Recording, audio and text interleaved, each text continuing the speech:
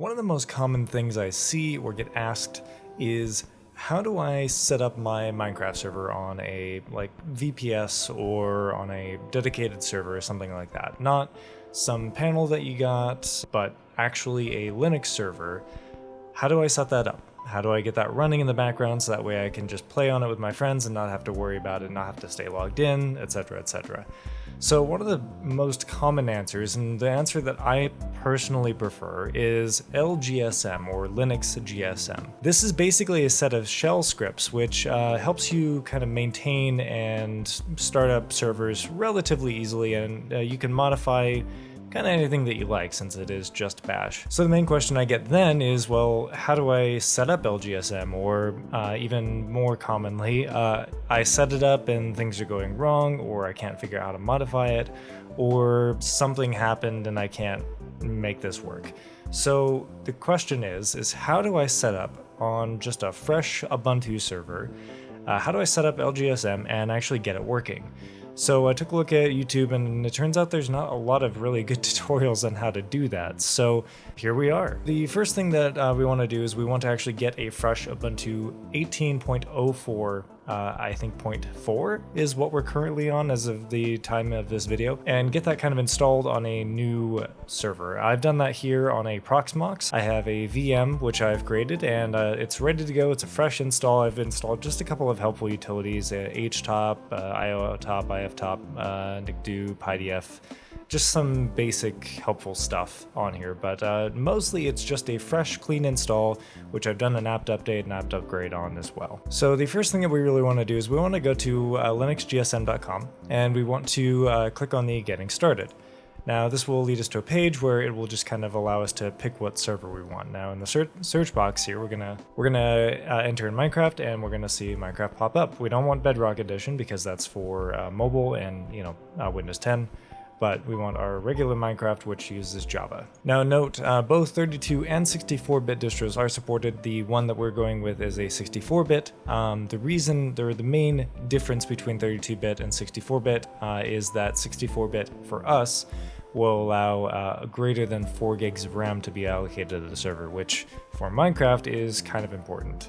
So we're going to go ahead and click on the dependencies here and make sure everything is actually installed as should be. All right, and so this is installing. All I did was just copy paste the command that was in the very beginning section there into here, and this will install pretty much all of the dependencies that we need. Now this is going to come up with a configuration section for mail or postfix. This isn't generally necessary. You don't really have to kind of set this up perfectly. We're just going to go through the defaults and it'll be fine. Basically, you just hit enter twice and you're done. Now be aware, at the end of this process, it's going to install the default JRE, which is, again, at the time of recording, Java 11. Now, Minecraft is actually intended currently to be run at Java 8, but Java 11 and Java 12 do work. If you'd like to install Java 8 instead, you can use a separate tutorial, separate instructions in order to do that. All it is the package java-8-jre, I believe. Now, one of the things that LGSM recommends is game dig, so we are actually going to install that. You don't have to, it's optional, but it's recommended if you want more analytics, such as the amount of players that are online, worlds that are loaded, things like that. And so again, I just clicked on the documentation link down here, and now we have a new tab open, which essentially just allows us to copy paste these commands. Again, as a recording, Node 12.0 or 12.x is the current LTS version of Node, which is what you want. You want kind of LTS versions of everything that you're doing, LTS meaning long-term support. And so once again, all I did was just copy paste the commands directly into console and hit enter, and it seems to be installing just fine. So one of the things that you may notice is that the default command npm install gamedig-g may not work for you, in which case you may have to just simply run it with sudo, as you can see here. And now gamedig is installed, so we're just about ready to go. So our next step is to install the default LGSM Minecraft server using mostly the instructions that they have for us. One of the modifications I'm going to make here is that instead of using the add user command, I'm going to use the user add command in order to set the default shell to user sbin no login. This will prevent the Minecraft user from logging in via SSH, which is something that could be beneficial to you, especially if you don't plan on logging in directly to your MC server. So as you can see, instead of using the regular sudo su and then whatever user you want to do, in our case, we're going to have to add a little special -s to our su command in order to log in as our Minecraft user. It's an added pain. You don't have to do this if you don't want to, but it is more secure this way. So we're just going to go ahead and cd into the user's home directory, and we're going to copy and paste the rest of the commands in just as normal. Alright, and all I did was run the extra 2 commands that were on that page, and I have this little prompt here that tells me that everything looks good and we're ready to go.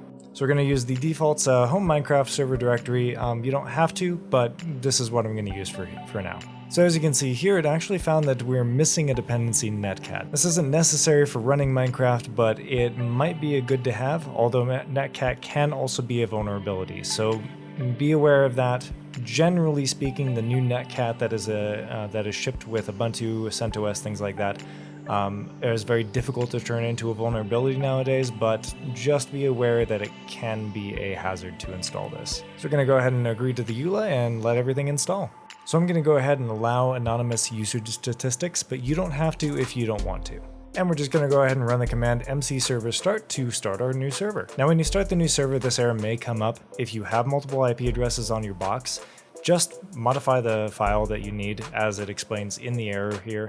Just modify it and include the IP address that you want to use.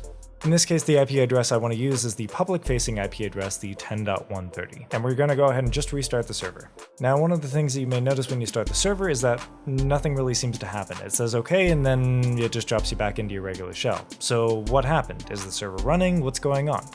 Well, one of the things that we can do to check to see if the server is running right now is just log into the console. So the way we do that is by typing mcserver C for console. Now when you do this, it'll come up with a warning. I recommend reading the warning because it just tells you to not hit Control-C to exit the console, but to instead use tmux's Control-B and then D to exit. So once we hit continue, we can actually see that our server is running just fine. Everything is created and we're ready to go. If we want to exit the console, remember, hit Control-B and then D to detach from your tmux session rather than hitting Control-C like you normally would. Now, one of the questions I get is, how do I replace my vanilla Minecraft server jar with something like Bucket, Spigot, or Paper? Well, all you really have to do here is take a look at the new directories that were created underneath your main directory. So you'll see that you have a server files directory, which is exactly where all of these files live. Here's your world, here's your logs, here's your jar. Everything that you need is in here. So we're going to go ahead and stop the MC server using this command mcserver stop, and then we're going to replace this Minecraft server.jar with Paper. So I've gone ahead and downloaded the latest paper, which as of recording is paper 220, Minecraft 1.15.2. And we're going to modify our Linux GSM config in order to start this new jar rather than the original Minecraft server.jar. And so quite often I hear, well, how do I change the jar? How do I change the startup parameters? This is how you do it. You go into your LGSM config and you just modify the mcserver.cfg file. And so one of the best recommendations I can make here is using iCar's flags, using the startup flags that iCar himself has tested and looked at extensively in order to get us the best experience running our Minecraft servers. And so all I've done here is just modify the Java RAM parameter and also modify the executable parameters in order to change our settings for our new server. I've gone ahead and set the new Java RAM, instead of the default 1024 megs, I've set it to 4096 megs, which is 4 gigs, which leaves a little bit of overhead for the server itself to run. Remember to leave overhead and RAM available for your actual server OS as well as your Minecraft instance. And finally, all I've done is just modify the server jar in order to run our new paper jar rather than the default vanilla Minecraft world. And so we're just going to go ahead and restart our Minecraft instance and see what happens. Alright, looks like everything succeeded except for, again, our missing netcat, which you may or may not want to install depending on what you like. If you do want to install it, it's just apt install netcat. If not, that's up to you. And so as you can see, now we have paper running perfectly on our new system. It has our new startup flags, our new jar, and we're ready to go with our new plugins and anything else that we'd like to add. This honestly isn't too terrible. Linux GSM is easy as long as you know what you're doing. Modifying bash scripts is not difficult once you kind of get the hang of things. So I hope you found this helpful, and if you'd like to come chill, hang out with me for a bit, I do stream on Monday, Wednesday, and Saturday. Just come hang out with us. Honestly, it's usually just kind of chill. We watch YouTube videos together, we play some games, we hang out, drink some coffee. Honestly, it's just a great time. So if you want to join, again, that's streaming on Monday, Wednesday, and Saturdays. So I hope you found this helpful, and as always, I'll see you next time.